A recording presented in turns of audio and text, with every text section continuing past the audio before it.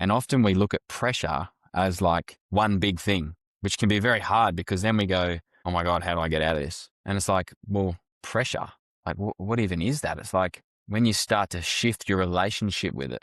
Okay, the crowd's screaming. Comment was said here. I made a missed trap, so now I've got to get one back. And so instead of seeing pressure and the relationship we have with pressure as a bad thing, pressure is a beautiful gift that actually reveals to us our tipping point, our threshold of when our state gets thrown out of whack. Tom Wickham, welcome to the Mojo podcast. How you doing, my friend?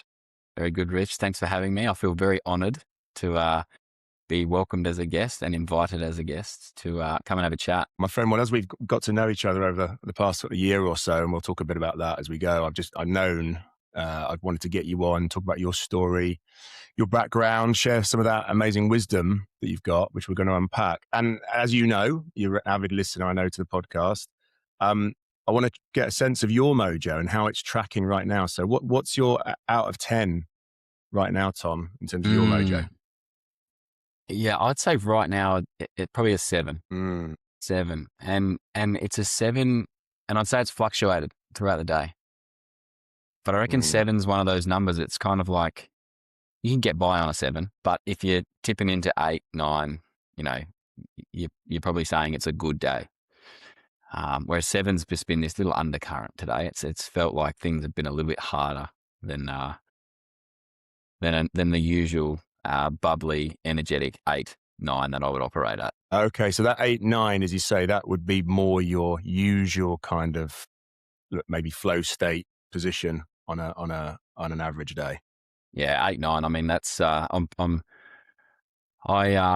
enjoy life, so to operate at an 8 or 9 not necessarily the hardest thing for me, which I'm very grateful and fortunate for. But yeah, 7 almost feels like just like I'm okay, I'm good, but it's like I'm not firing. Yeah. So talk more about that firing, exactly that. When I say mojo, what does that mean to you? Because I know everyone I speak to has their own take on this word, this essence. What is it? What lands for you when I ask about your mojo? Firstly, I love the word. I think it's great, and it puts me straight into my body. It's a felt thing, and I've used that word, and I know I've shared this with you before, but I've shared this word mojo, and I've asked people how's their mojo, and whether you know what it means with language, people can pick up it through a feeling, a sense, and I think it's a felt thing. And when I think about how I would define mojo for myself, it's like it's this inner power, or it's felt. It's like a felt truth, or like it's my swagger. Like I've got my swagger, or I'm feeling it today. I'm on point. I'm feeling it. And when I start to do that, I can feel the tingle, and I can start to feel myself shift. I can start to feel my mojo lift just from us talking about the presence of what mojo is. I can feel it now. And it's like being plugged into a power source, almost like our own personal power point. And I think when we're on our mojo, when we're on our swagger, it's like we're plugged into that. And I've actually, if I can, I'd love to share just a small piece of my journal that I wrote after I was first asked the question by you about how my mojo was. Yeah. And I wrote it the next day, and it's called, and I hope this answers your question, but I'm excited to share this with you because this is literally stemmed from mojo. It's called the golden thread. The golden thread, this is the essence we all carry. This is the highest frequency and vibration. This is authenticity. I feel myself reaching a new threshold here. It is pleasurable and somewhere I want to return to. I get excited to vibrate along this thread. It honestly feels home, like true home, away from all inputs, and yet so attuned to all of them at the same time. When I am one with the golden thread, I feel I am not in my body. I feel I lose the judgment of the physical world and of myself. It doesn't even feel like love. It just feels silent, yet powerful beyond an explanation. It feels like creation. It feels like what sits before a heartbeat, before life, before anything in this dimension. It feels like the threshold to the expansive unknown, or the gateway to the next dimension. That's what came out of me when I was reflecting on your question to me, which was, what's your mojo? So my mojo was at a 7 when I started this. And now that you've asked me and we've gone deeper on what is mojo to me, well, that's a long answer, but that to me it's like a feeling, and it's like a vibe, and it's a swagger, and it's a PowerPoint that if we plug into, it's a different thing. Oh man, I love that. So I love firsts on this. I've been doing this for best part of 100 episodes over 6 years, and I think that's the most reflective anyone has been to that question. And I know that question really landed for you when I first put it to you a little while ago, which is why you're here. But to then really sit with that, reflect on it, and journal those beautiful words is amazing. It means an awful lot to me. So thank you. I really, really appreciate that. And I know the listeners will be getting something like, wow, okay, where are we going to go today? And I think we're probably getting a little sense of that from our opening. But I love that, this golden thread, this essence, this swagger, this PowerPoint that we have the connection to. So right now I'm running out of 9 now. I'm feeling it. I'm maybe even a 10. There we go. From that slightly edgy, resistant 7 where we started, we're up at a 9. Now we're in the flow. Now we're going. Yeah. Now we're rocking. So Tom, so tell me, and we'll tell people that are listening who may not know you backstory. What will be the most useful for people to know a bit about you before we jump into our conversation? Going deeper into Mojo, and when your Mojo has been actually under fire at various points, under pressure. What would be good for people to know? Fascinating question, and my head goes everywhere. I'm quite a deep thinker. I'm quite a reflective person, and I'm not in an exhaustive way, but it gives me energy to find the root of something. And I have this investigative hat, and I've always been like that. If we talk about the doing me, I'm a father, I'm a partner, I was an athlete. I'd say I still am an athlete. I think we're all athletes. It's a spectrum.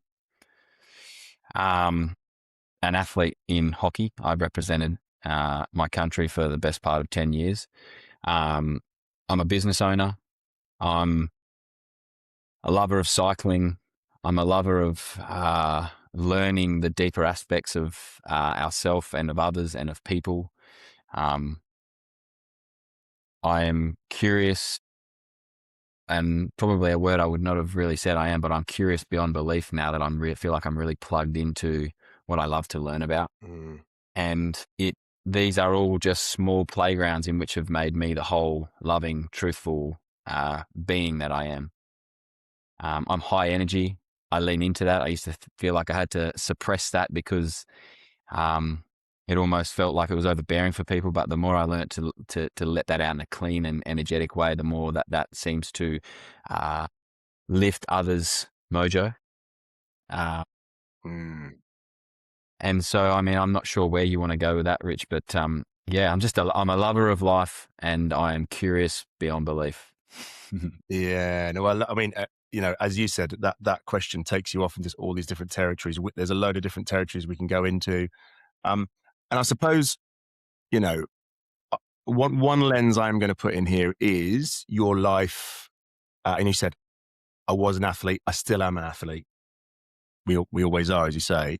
And your experience of being an elite athlete, that's definitely something I'd love to explore in part, because I know we've spoken a bit about your views on performance and pressure and things that people who might not see themselves or work in those kind of elite areas, but they're still doing their thing, and how they can apply that. Because what I get really interested in is applying someone's experience to your own life, right? I don't have to play Olympic field hockey for Australia, as you have, be a Commonwealth gold medalist like yourself.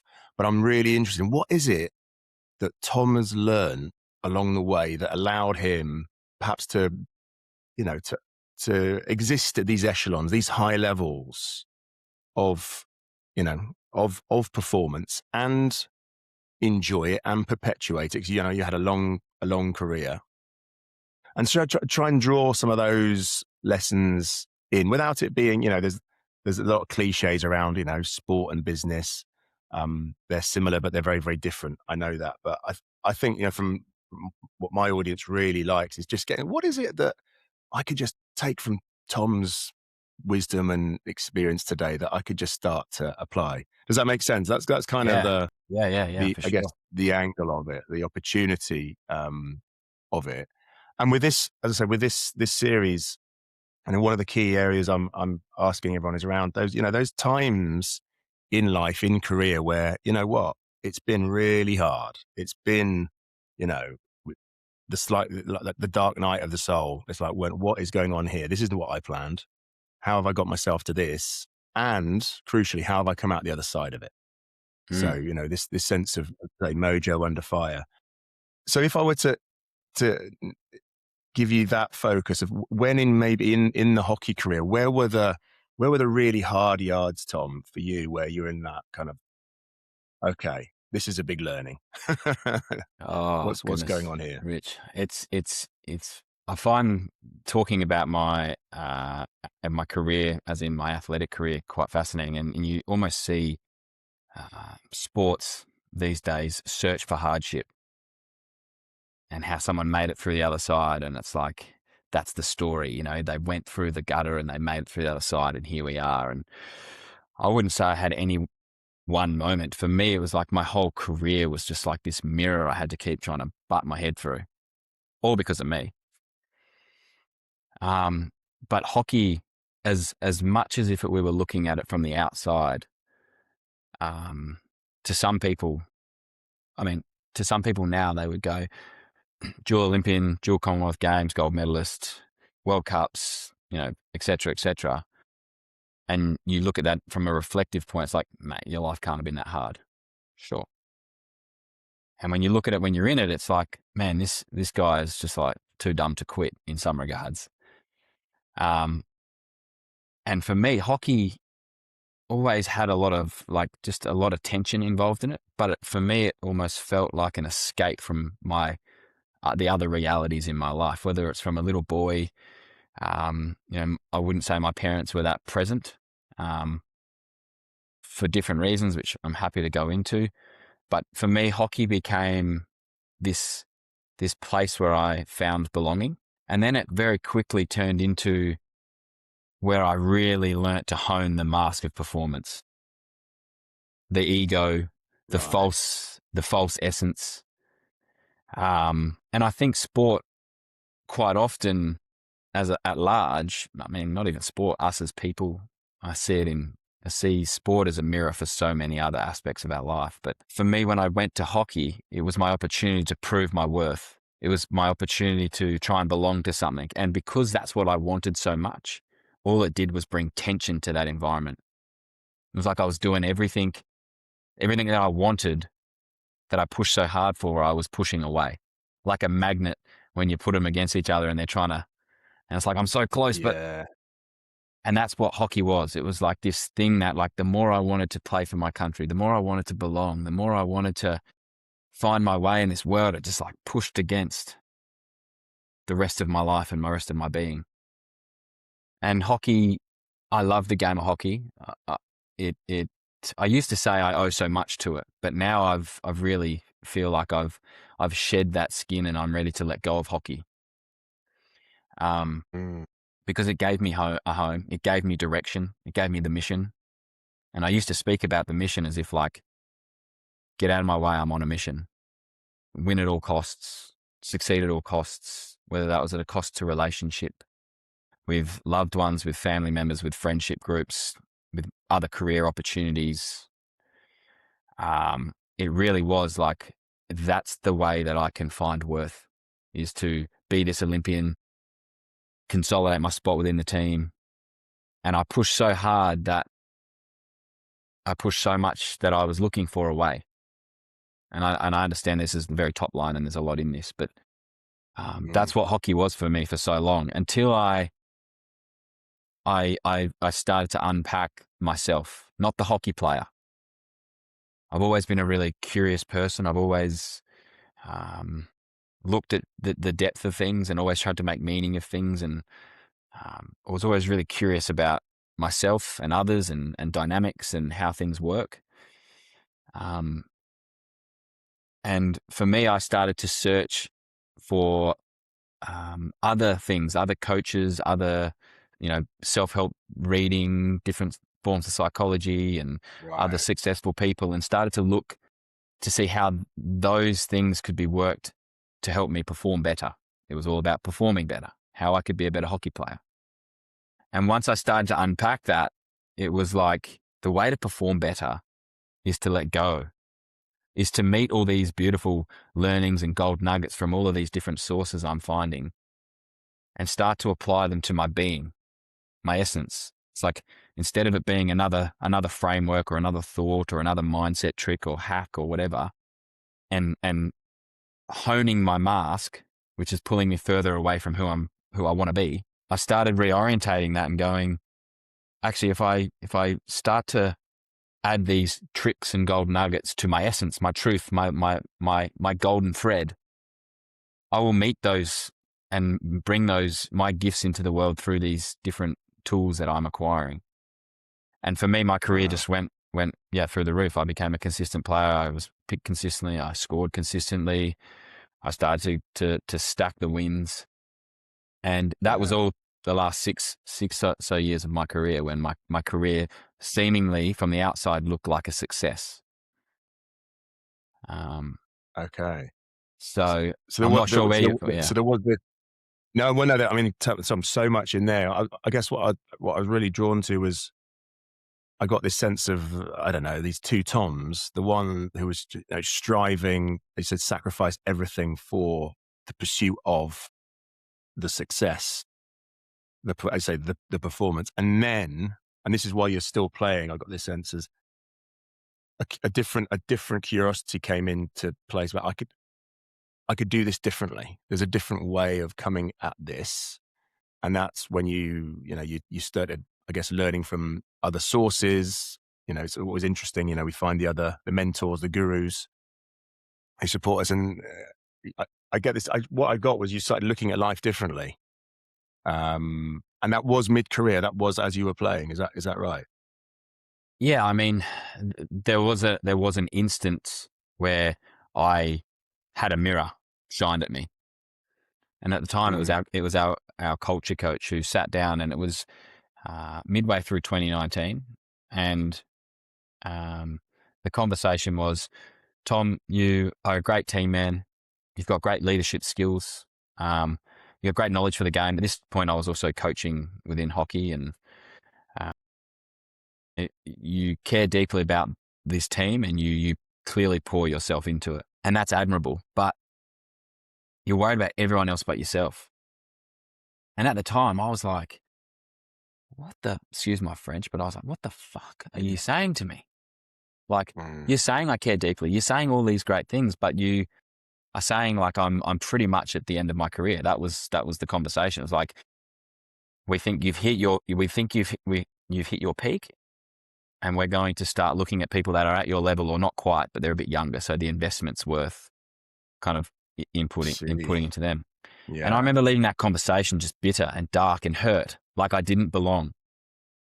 Yeah, that feeling of just like, everything I'm working towards, this one thing that I find this sense of belonging, which I really didn't feel like I belonged, but it was this thing I was gripping to, is about to be taken away from me. And I was like, man, I gotta unpack. I gotta figure this out. It's like, I want to be the one that uses this thing, hockey, to its fullest. Like, I'm not ready to let this go. It's an interesting, because there becomes the paradox of, like, to let go is to actually let go. It's just probably going to give you the outcome. Anyway, so I went all in, and I created this mantra, which was do my job. And I was like, I'm going to stop worrying about other strikers. I'm going to stop worrying about, the team culture. And it wasn't to like not care about it, but it was only from bringing like my, and I don't like the word best, but my highest version, the all of me, Tom, to the party, be it in a huddle, in cool downs, in the way I move through hotels with my teammates. I was like, I'm just going to do my job. If you want to rock up late, that's on you. If you want to do something here, do that. If you want to play that certain way, you play that certain way. And I was just like, worry about me.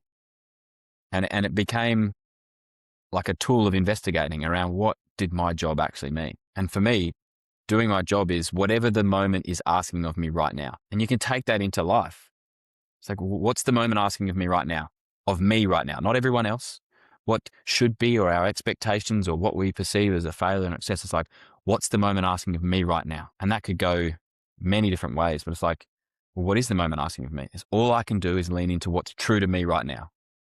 That's the golden thread. What is true to me right now? And if it's in the context of the game of hockey, it could be run, mark, lead for the ball, pass the ball, eliminate, shoot, score. And so I let go of everything else apart from what was true to me right now. And so do my job, do my job, do my job on repeat. And that was all it was. Every team meeting we would sit in, and the coaches may break down a defensive play, and it had nothing to do with me. I was a striker. I'd go, from my context, what does it have to do with me? And so I would start to look at the game and go, okay, we're talking about how to get the ball out of defense from, say, left half. Okay. And that's got nothing to do with me. We're not even talking about strikers. But if I can figure out what part I can play in that, which is, okay, when that play is happening in my context, when I'm on the field as a striker, my job is to start to prepare myself to get ready to get the ball, for instance. What's the moment of me asking of me right now as a father? I've got a 2.5-year-old who's yelling at me. I'm trying to have a conversation while my lovely partner, Candace, is cooking dinner. And I come out because I'm excited to share something with her. And then I've got my 8-month-old who's crying. And it's like, what is the moment asking of me right now? Am I in my pig head just trying to talk louder over everyone and get my point across because it's about me and it's admirable that I'm trying to serve the family? Or is it like, no, the moment of me asked right now is to allow Candace to cook the meal, settle my son, give him the love and attention he needs, and go and be with my 8-month-old. Like, that's what the moment's asking me. That's truth. Leaning into that. And so when I think about when my career, love that. Yeah, sorry, that's exactly what I mean. That parallel you just made there between that mantra that obviously served you well in that, maybe the second half of your career, to taking that right. Here's me as a father. Here's me as a leader. Here's me as a business owner. That do my job. I absolutely, so simple, but so meaningful. And I saw, that I could only imagine from an energy point of view, instead of, as you said, there was me worrying about everything, all the outcomes of things people were doing the right way, the wrong way. And then you go, well, how do I just focus that energy on me within the team context? Because obviously this is a team sport we're talking about, but I also get this acknowledgement of I'm an individual with my own unique frequency and vibration, doing my thing. And how can I best serve by, just doing my job? And that, I'm sure people can work, whatever their context, they can take that away into their day to day and go, right, how am I doing my job? Because I think this is an area where people get, in my experience of working in organizations, in large corporates, people get very distracted from doing their job to think about everyone else doing their job. You work on in a lot of businesses and corporates, and you're seeing that yourself? Absolutely. I only had a conversation with a client yesterday who was on the grind. Everyone comes to me because I'll fix it. I wear the burden, and then I think, and then I go to bed and I can't stop thinking. I wake up early and I'm jacked when I wake up in the morning. And we had this conversation, and it's like, what's true to you right now? And I meant in this coaching session. And he said, I just feel like I'm wearing it all. And I was like, okay. And then just by him saying that and naming it and accepting that, he was just like loosened up a bit. And now there's a whole depth to go through there, but it was like the acknowledgement of like, yeah, mate, that's how you actually feel. That's okay. Not push that away and keep on the grind track. Like, just keep on going, just keep on pushing, because that's what business is. That's what life is. And that's what we call hard work. And I'm happy to give you my definition of hard work if you want. But what I'd also love to just touch on in that, what we've just been unpacking is this alignment of our purpose and the team's purpose. And if you think back to what I said before, it was admirable that I cared so much about the team. I cared about the mission of the Kookaburras, the Australian men's hockey team, which was to be truly the world's greatest hockey team, or to win a gold medal at the Olympic Games, right? Yeah. And it's like I cared so much about that anytime something potentially like created a little bit of deviation from that mission, it was never going to be good enough. Someone makes a mistrap in a game, it's like not good enough. Someone rocks up late to a meeting, not good enough. So you're creating a standard and expectation which is built around the greater purpose. And it's like, well, actually, the best way I can serve this team is to give all of me, consistently put out good performances, express myself with clean fuel, show up to the world where people want to be around me with clean energy. I'm energetic, as you can tell, but it's like, it's different. It's a different magnet. It's like the magnet's been flipped and people want to be a part of it.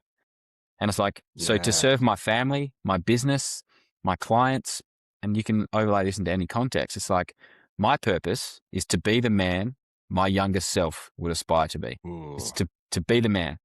Yeah. And so when I show up to the Kookaburras' purpose with that, it doesn't matter if someone makes a mistrap, because how would I show up to that moment if I'm being the man? I'd do my job, whatever the next moment is asking of me, which is not berate someone. It's not get frustrated because they made a mistake. It's not et cetera, et cetera, et cetera. It's like, how would I show up, which is in my truth. Just show up with what's true to me right now, which is do my job. So when you let go of trying to hold on to the team's context or the business context or the family context, and it's like the best way for me to serve that purpose is to live my truth, to live my purpose. And my purpose is to be the man my younger self would aspire to be. And it's moment by moment. It's like a renewable contract. I will never catch that. It never stagnates. Like truth isn't something that just happens and it's now we catch it and we're done. But it's also not something that's forever outside of us. It's like a spectrum, truth. And my purpose to be that man is like something, it's everlasting. And I get to choose moment by moment how I will show up, moment by moment. And if I slip off, great. How does that very next moment, how does that very next Tom show up? Does he go back down and be a victim to what I did that I wished I didn't do? Or do I get to show up and go, no, this is how I would show up. This is how I show up in this moment now, from something happening that I would prefer not to have happened, but now I get to choose how I show up, which is to be that man. Yeah. Yeah. So I love it. And this sort of higher awareness that is enabling choice, which is what I'm kind of getting from whatever you're talking about. There was a story that you mentioned to me before about, I think, correct me if I'm wrong, I think it was maybe the selection game for the Paris Olympics. I know this was a pretty intense moment for your career. I think it was after the conversation I think you'd had obviously with the culture coach, and you're switching your mindset about, from everyone else's problems to doing my job. But you're just talking to me about that moment. I think you were lining up for the anthems, and I'm getting this sense of, you had a choice at this moment. You could have gone either way with something. Tell us a little bit about that story, if you don't mind. Yeah, sure. I've got two, but I'll share this one. This one will be first. But yeah, the story was about, it was the last game that we got to play. It was against England in London before the Paris Olympics were going to be selected, which was a couple of weeks after, once we'd got home back to Australia. And I'd been playing pretty well. I've been playing my role as a senior player at this point, and there were some other younger players that were definitely performing and could have most definitely put their hand up for selection. And rewind three and a half years ago before that in Tokyo, I missed the initial selection, and we'll park that for a moment. But I knew in this moment, I was like, I was feeling a bit under the weather. I think I was getting a bit of a bug. I played pretty well. I was a bit sore, and I had all the excuses coming into my head around like why I should perform poorly today. why I should put out a bad performance. Ah, And I remember okay. standing at the national anthem, and at this point, my first son, Bobby, was he was only about 5-6 months old, and Candace on the phone a couple of nights before had just said, like, if you get picked, I think we might fly over and watch. And I was like, oh God, that'd be pretty amazing, but don't feel like you've got to do that, rah rah rah. And I remember standing in the national anthem, and I was like, I'm feeling a bit sore, not feeling that great. Got to put out a good performance. You know, you don't want to let yourself down. Like, you're almost there. Like, oh yeah, but you're sick. Churn, churn, churn, churn, churn. And then this thought came across me, and it was like what Candace had said. And I instantly got this sense. I was like, you don't get to choose. And this was just like how I shifted myself. It's like, you don't get to choose to let your family down. Now, obviously I do, but in the context of being the man my younger self would aspire to be, it was like, how will I show up to this moment right now? And so I closed my eyes before, like, in the national anthem, and I remember just like standing there, and I was like, you get to choose. Like, be the man, like, lean into that. Like, when everything's telling me to run away and be a little boy and be scared and like let all the excuses come in, like, how do I stand in that fire and go, no, center yourself? Like, because metaphorically and now quite physically, I have 2 boys.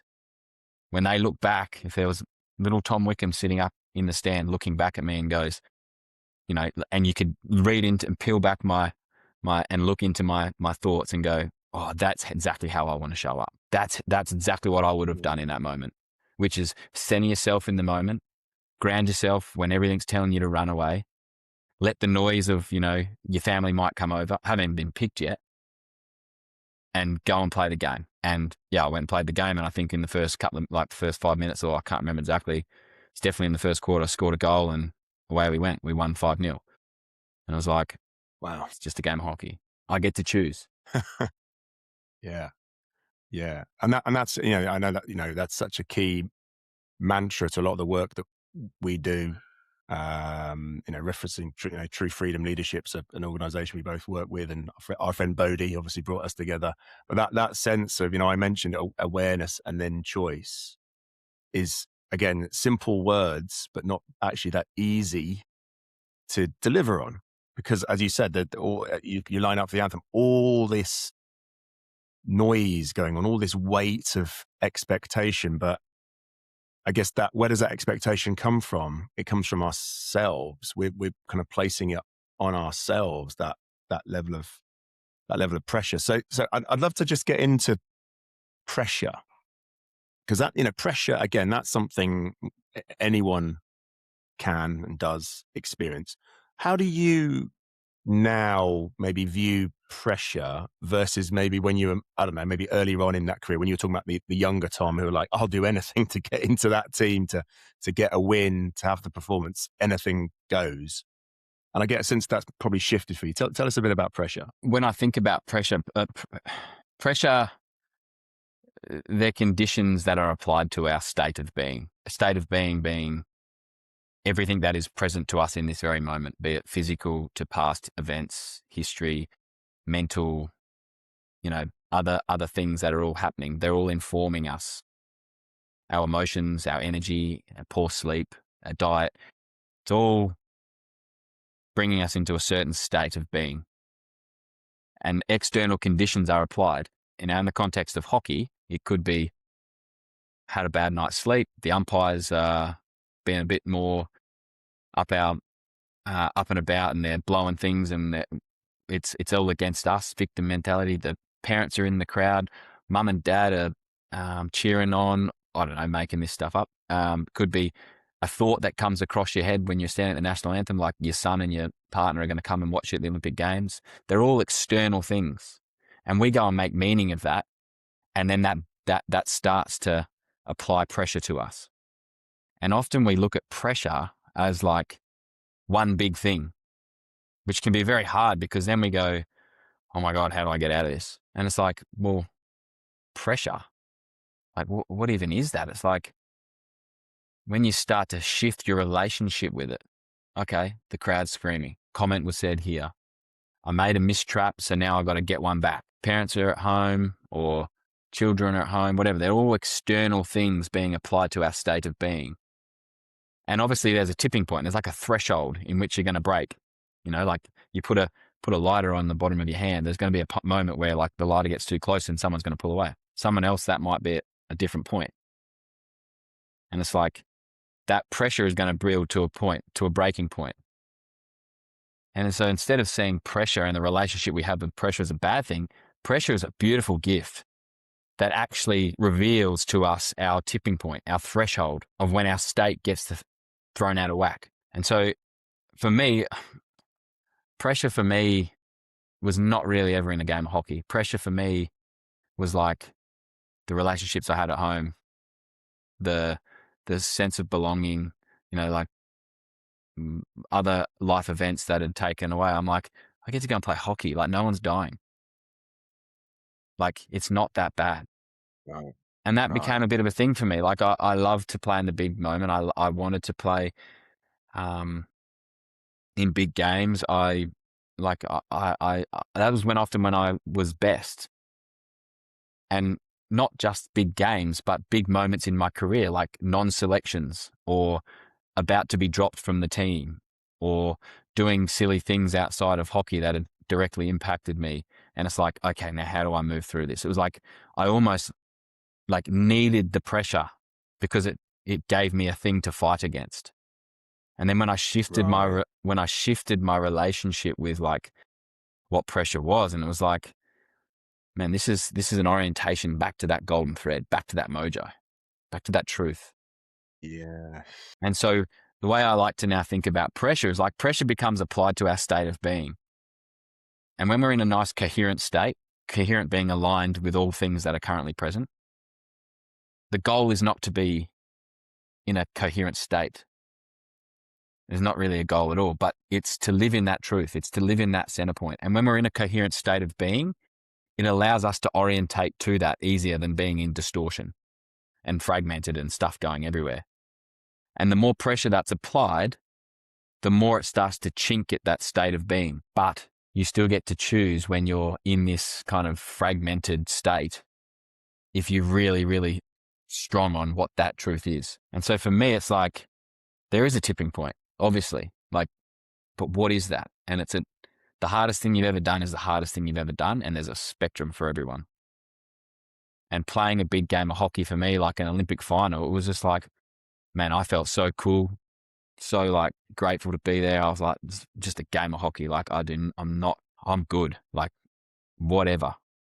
And I know some of my teammates were like really gripped onto that because there was an identity to this outcome of like what it was. For me, I was like, I'm not like whatever. From that, like, man, I'm just playing hockey and I'm just that little boy playing hockey and I know why I play hockey because I love it.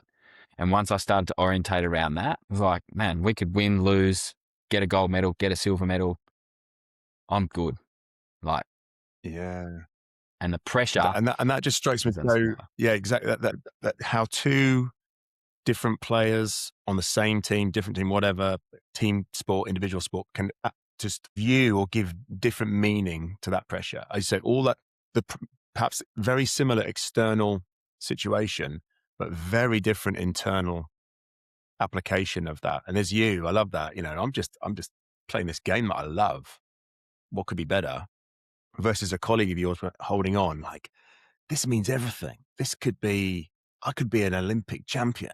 Or, you know, a Commonwealth champion, whatever it might be. And then I can just almost, for me, I can feel that tension elevate. And I can only guess that whether it's a sporting context, business context, family context, when you're under internal, or you created internal tension, the chances are you're probably not going to be operating from a place that you prefer to.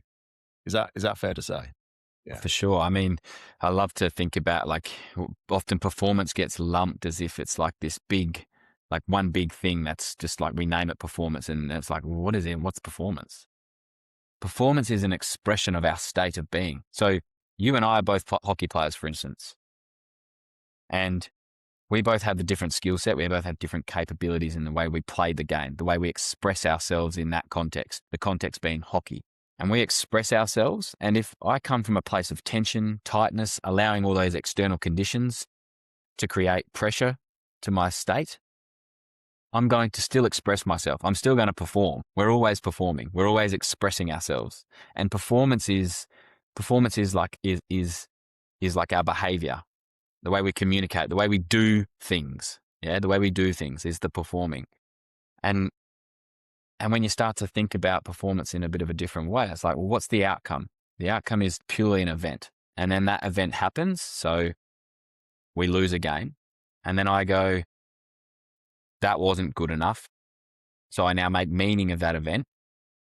And then I go, that was a bad performance. I'm not good enough. I need to get better.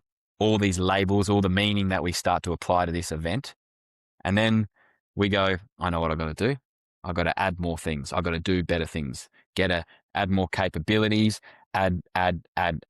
New framework, new performance structure, new mental coach, more of this, less of that. It all comes from more or lack. So it's like, I've got to perform better because then I'll get the outcome. Then I'll be good enough. Then I'll be fulfilled. Then I'll be that champion. Then I'll be the person that everyone said I could be, which is all meaning making of the outcome, which is win the game, win the championship. No meaning, purely just an outcome. It's an event that happens. And then when we do that, we go, now I can perform and now I'll be better at this and that, right? And it's like, we don't talk about any of that. We just lump performance as this thing. It's go and perform better, go and do more. I've got to be better. It's always in the pursuit of optimizing and performing and like never ending, adding. And it's like, well, what if we met this state of being? What if we could regulate our state of being so we come with clean energy? Because I'm going to express myself no matter what. And performance is the expression of our state. So if I want to play a good game of hockey, is it better for me to be all jacked up and tense because I'm applying meaning to something, which is starting to become pressure? And now I'm tense. My nervous system's all jacked. I'm making meaning. I'm in my thoughts. I then go and express myself, which is, in this context, hockey. I come out with tension. I make a few mistakes. I mistrap the ball. That's the outcome. Yeah. And then I go and make meaning of that. I'm not good enough. I've got to try and do more. I've got to perform better. Instead, it's like, come with clean energy. How do I regulate my state? How do I come into a game aligned and coherent and present? Because from that, I will naturally express myself. And given the capabilities that I have in that context, which was, I was a hard worker. I had a good knack for scoring goals. I created scoring opportunities. I was like willing to get hit. So I found myself in scoring opportunities. I had a good sense of the game and where to be at the right time. And I was like, that's how I express myself in this context of hockey. And I come into that expression with clean energy, clean fuel from a clean state. What's the paradox of this is, what type of outcome am I more than likely going to get? The one that we're trying to do so much of, like, and hang on to. It's like, for me, outcomes are outcomes. And it's like, we can make meaning, but if we allow the meaning to be our identity, that's where we become really unstuck. Yeah, so for me, a lot of my coaching is about unpacking out what performance is. And it's like understanding that meaning's important to a degree. Outcomes are important. The way we express ourselves, and even just that word, when you say it, it's like it feels good. It's like touches on that string, that golden string. It's like the expression of living. Like, how am I going to go and play hockey? How am I going to do business, fatherhood, relationships, when I'm expressing myself from my truth, my state of being, of coherence? It's going to take a different form to Rich's truth, Rich's golden thread. It's going to express itself differently outwardly to the world. But that's not for me to try and be like Rich. It's for me to be my truth. And from that expression, that's when I think about playing hockey. And it's like, that's the love of the game. Building business in that expression, that's the love of the game. Talking about Mojo from that expression is like, let's do it all day. I'm plugged into that PowerPoint. And I love this, you talked about it a fair bit, this sense of clean energy. And I know you said younger career, you were like, there was a lot of expression of energy and, sometimes you didn't quite know how to contain it, where to direct it. But this sense of this this clean energy that you've tapped into now. How are you? Let's bring it more up to date now. How are you applying that to your everyday now? And you've talked about these aspects of yourself now, Tom. Obviously, still an athlete, father, husband, business owner, coach. Where does you see that clean energy, like, materializing? Again, I got asked this question from the same client yesterday, who's big thinker, lot of external pressures, or at least the meaning he's giving it. And I started to talk a little bit more about like leaning into this truth. And he was almost like, it was almost like, you're getting a bit woo-woo for me. And he goes, can you give me some examples? And I was like, mate, I'm happy to give you all of the outward things that are going to help you make meaning of this. And I was like, the point where I started to really lean into this, I was in a relationship which we were bringing the worst of ourselves out, long-term relationship. I was engaged before my partner. That relationship ended. Now I have a loving relationship, and I love Candace to death. She's my best friend. I have 2 boys. I'm building a business. We've bought a house. From the hockey context, dual Olympian, dual Commonwealth Games gold medalist, World Cups, scored 50 goals for my country. I'm just a boy from the middle of Australia, from Alice Springs, who was told I was going to be in jail. And it's like, when I lent into my truth, like, how does it materialize? What is my life now? Like, it is all from the game plan. The game plan is to lean into truth, is to be that man every moment, because that is the answer. The answer is there. You know it. You just got to be really truthful with yourself. That's not to say I don't have moments where I let myself down or let others down, or I blow up and I get the shits with things. And, that threshold of pressure, I dip into it. But I can get myself out of it like that, because I go, back on board, Tom. Like, you know the way, which is to lean into my truth. And so I go, like, what more evidence do I need? Like, this is great. I live my truth. I'm free. And this is like, it is unplugged, untapped energy. It's like, man, that is a different frequency from a lot of my life. And I'm thankful for all of that, because it has given me so much wisdom. I would have felt so uncomfortable saying that, but it has given me lived experience. It's given me a PhD on myself. And it's like, it's in all of us. The more we look outside for this, the meaning of things, the more we get pulled away, the more we hone the mask, and we just get further and further away from ourselves. And it's like, return to that essence, and like, all of these other gifts continually unfold. So for me, it's like, well, the proof's in the pudding. I am the example, as we all can be, if we choose to lean into that truth. I love that, Tom. Love that. And what, I don't know, sort of, you talked about referencing younger Tom, and what advice would you give to, let's say there's a younger version of you, me, listening today. I know, a young man in their 20s. And I know this is generic, but what would be your, here's my best advice for you, almost talking to yourself as the younger Tom. What advice would you want to leave at the end of today? Oh, I'd want to give him a hug and tell him I love him. Like, I longed for that. Man, that was something. And it's like, to learn to love yourself is such a beautiful gift. And like, it's to say that from like, where, like, I would have felt really uncomfortable to say that, to a point where, when I started to say it early days, it like made me feel emotional to say that. Now it's like, now I just feel strong saying that. It's like, I love myself.